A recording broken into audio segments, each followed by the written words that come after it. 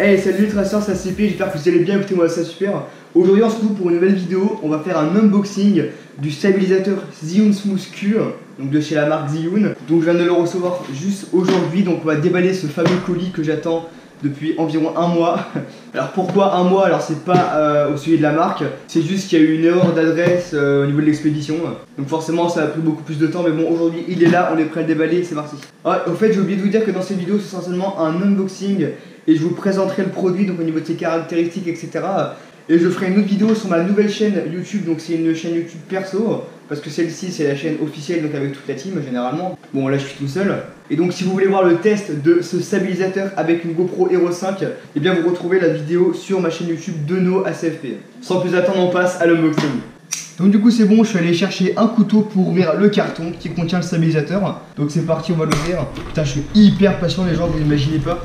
Vraiment, ça fait un mois que j'attends ce colis et c'est long un mois à attendre. Alors, ah non, ça y est. Ouais, faut ouvrir les côtés, ouais, je suis con. Ok, un côté d'ouvert, le deuxième, c'est fait. Et du coup, on va ouvrir le carton avec le stabilisateur. Ok, alors, donc là, on a la boîte, la fameuse boîte juste ici. Vache, on va la sortir. Le carton, ça dégage. Et donc on se retrouve avec la boîte. Donc on a ici le logo de chez Zhiyun. Donc on a une première face avec une vue sur le stabilisateur avec un smartphone. Alors petite précision, alors je vous le dirai après. Vu que moi c'est pour une GoPro Hero 5, bah je filme avec la GoPro actuellement. Et bien il faut acheter un adaptateur à part pour que la GoPro rentre sur le stabilisateur. Donc je vous mettrai tout ça en description, vous inquiétez pas. Donc là on a le nom de ce stabilisateur, donc c'est le Smooth Q. Donc ce qui est un stabilisateur 3 axes bien évidemment. Donc c'est ce qu'on appelle un stabilisateur électrique. Sur les côtés on a tout simplement le logo Zhiyun. Et donc moi ce que je vous propose c'est qu'on va commencer à ouvrir cette boîte. Donc pour l'instant au niveau de l'apparence ça m'a l'air plutôt pas mal. On ressent la qualité au niveau de la boîte, franchement ils ont bien travaillé dessus. Donc c'est parti, on va commencer à ouvrir. Alors ça s'ouvre comment par contre? Ah ok là. Ok, je suis con. Bon alors en fait il faut tout simplement coulisser la boîte. Donc on va enlever cela. Et donc on se retrouve avec une boîte blanche. Donc tout ce qu'il y a de plus simple. Donc on va l'ouvrir elle aussi. Ok, alors donc pour commencer on a un sachet donc qui contient la pochette du stabilisateur. Donc on va l'ouvrir. Voilà le sachet, ça dégage. Et donc là on se retrouve avec une belle boîte. Mettre ça de côté. On peut voir que sur la boîte il y a écrit la marque Zhiyun bien évidemment. Alors franchement c'est très agréable, ça commence bien, franchement il y a un point positif au niveau du rangement du stabilisateur. Au lieu de le trimballer dans un sac, là on a une pochette de rangement donc c'est plutôt cool. Donc c'est parti, on va commencer à ouvrir la pochette. Et voici le fameux stabilisateur, donc on va le sortir. Oh la vache.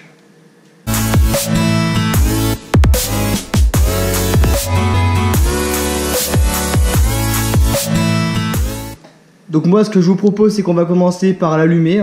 Donc c'est le bouton rouge juste ici.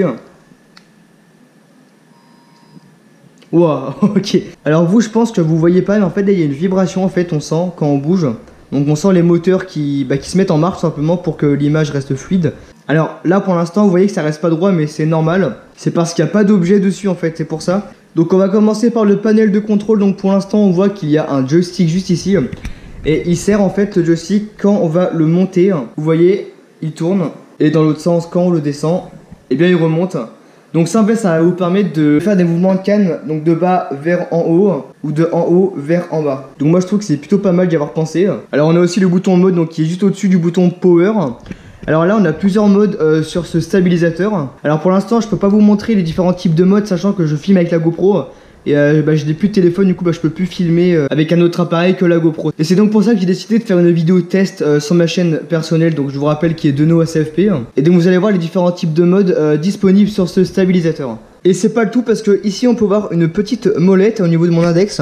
Alors ça c'est un système de poids, parce que quand vous allez mettre votre smartphone ou votre GoPro, ça va pas être droit comme cela, mais ça va plutôt être penché à peu près comme cela. Et c'est justement grâce à la molette qu'on va pouvoir régler ça. Donc il suffit tout simplement de dérégler la molette. Et donc on va pouvoir glisser le morceau de plastique juste ici pour ensuite faire une bonne balance pour que ça reste droit. Donc pour l'instant on va faire une pause au niveau du stabilisateur, on le met de côté, on verra ses caractéristiques juste après, puisqu'on va s'attarder sur l'adaptateur pour GoPro, donc qui vous permettra de mettre votre GoPro sur le stabilisateur. Donc moi personnellement j'ai pris un adaptateur de la marque de chez Moman, alors je connais pas du tout la marque mais bon ça fait très bien l'affaire. Donc faut savoir que c'est en métal. Donc c'est une pièce ultra résistante. Et donc on va voir comment attacher sa GoPro dessus.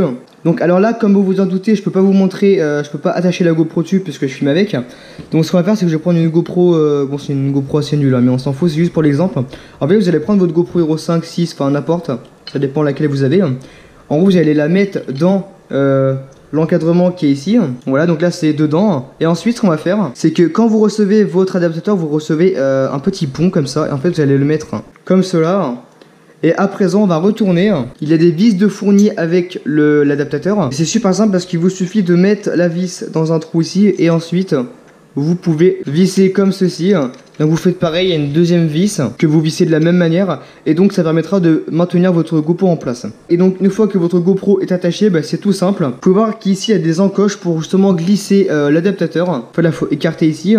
Et ensuite bah, vous pouvez mettre votre adaptateur. Donc là vous imaginez qu'il y a la GoPro. Et ensuite donc vous pouvez filmer. Donc à présent on va parler des caractéristiques de ce stabilisateur. Tout d'abord il faut savoir qu'au niveau de la batterie, celle-ci tient 12 heures. C'est juste énorme, 12 heures d'autonomie. Franchement j'étais pas prêt. Et au niveau du temps de recharge c'est 2h30 si je ne me trompe pas. En ce qui concerne le prix, j'ai payé ce stabilisateur 115 € je crois à peu près. Mais vous pouvez le trouver à beaucoup moins cher, aux alentours de 80 €. Et pour l'adaptateur qui ira avec votre GoPro, donc n'importe quel GoPro il me semble, il m'a coûté 15 €. Alors pour certaines personnes cela peut paraître assez cher, mais quand on voit par exemple Karma Grip, je prends un exemple de chez GoPro qui coûte environ 300 et quelques euros, je sais plus combien, et qui ont pratiquement les mêmes fonctions, je pense que c'est là qu'on voit que le prix du stabilisateur de chez Zhiyun, bah c'est pas si cher que ça. Après bien sûr il y a des trucs différents avec le Karma Grip. Par exemple le Karma Grip, le stabilisateur se recharge dans la GoPro. Là personnellement moi c'est pas un truc qui m'attire parce que en fait, toute la batterie de ton stabilisateur va dans ta GoPro. Donc c'est sûr que ta GoPro, elle se recharge, c'est nickel.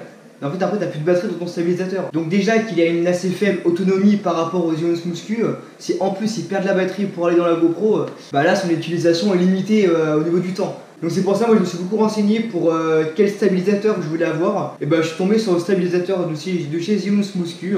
Alors certes, c'est pas un des meilleurs stabilisateurs qu'il y a. Le Karma Grip, je pense, stabilise beaucoup plus. Mais je vous ai dit personnellement, au niveau du rapport qualité-prix, je préfère prendre le stabilisateur Zhiyun Smooth Q qui est plus de 2 fois moins cher que le Karma Grip et qui offre plus de possibilités intéressantes. Donc sinon, on l'a vu, on a une manette juste devant avec le joystick pour effectuer des mouvements vers le haut ou vers le bas, donc des mouvements verticaux de la caméra. Et donc ça je trouve ça assez cool parce que personnellement j'ai pu tester ce stabilisateur avant de l'avoir acheté. C'est pour ça d'ailleurs que j'ai opté pour celui-ci. Et franchement ce mode sert beaucoup. Par exemple si vous voulez faire un plan de gauche vers la droite et vous pouvez en même temps descendre votre caméra, donc ça va faire un plan en diagonale. Enfin franchement c'est juste une option que j'aime particulièrement. Donc sur ça je trouve que c'est plutôt un bon point. Donc évidemment vous le savez, le stabilisateur de chez Zhiyun Smooth Q c'est un stabilisateur électrique puisque il fonctionne avec 3 moteurs qui vont charger de corriger les défauts des tremblements. Par exemple, si vous filmez avec une GoPro et que vous faites un tremblement, je sais pas, vers la droite, et bien en fait le moteur va faire en sorte d'aller vers la gauche, donc à l'opposé en fait, pour régler justement ce tremblement. Et c'est donc pour cela qu'on va obtenir une belle image fluide. Alors bien évidemment, j'ai oublié de préciser qu'on a un bouquin fourni avec le stabilisateur pour les explications. Donc avec différentes langues. On a une petite sangle qui s'accroche sur la fameuse pochette, ainsi que le câble USB pour recharger le stabilisateur, donc en 2h30. Ok les gens, alors là je viens de rentrer du test de la stabilisation avec le stabilisateur. Et donc je vais vous donner les points positifs et les points négatifs que j'ai pu apercevoir durant cette utilisation. Donc on va commencer par les points positifs. Donc le premier, bah, tout simplement la stabilisation, c'est un peu le but de cet objet, hein. Votre image, franchement j'ai essayé, j'ai été choqué. Ça stabilise merveilleusement bien. Au niveau de son poids, c'est plutôt pas mal. Au début, je pensais que ça allait être assez lourd en fait.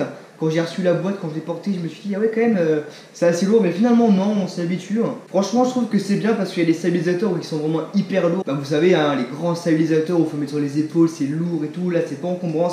Donc, j'ai pu aussi tester les différents modes. Alors, on a un premier mode en fait, le mode basique, tout simplement, où votre image elle est comme ça et vous avez beau bouger, bah, ça reste droit en fait. Donc, ça, c'est le mode de base. La partie ici va pas rester droite, mais en fait ça va bloquer et du coup bah genre si vous faites ça avec le stabilisateur, bien vous voyez en fait il va suivre le mouvement. Alors que l'autre mode en fait, et ben en fait ça reste toujours à l'horizontale. Donc à la place que ça fasse ça, ça va faire ça. Voilà.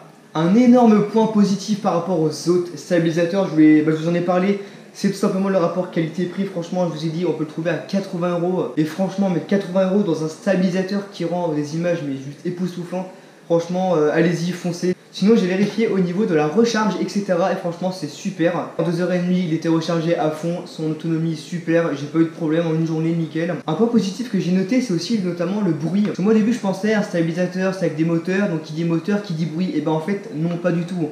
On sent les vibrations dans la main, mais on n'entend pas de bruit qui pourrait déranger votre vidéo. Par exemple, si vous faites un vlog avec le stabilisateur pour avoir une image fluide, eh bien on n'entendra pas la vibration dans votre vidéo, et ça c'est vraiment un point important. Alors sinon, au niveau des points négatifs, alors en vrai j'en ai pas trouvé beaucoup vraiment. Le seul point négatif que je pourrais dire, c'est au niveau de l'indication de la batterie du stabilisateur, puisque en fait vous le voyez pas, mais au niveau de la molette vous avez deux points, et il y a un point qui indique justement le pourcentage de batterie avec un système de clignotement. En fait c'est hyper simple, vous avez une LED, si elle clignote une seule fois il est à 25%, 2 fois 50%, 3 fois 75% et 4 fois 100%.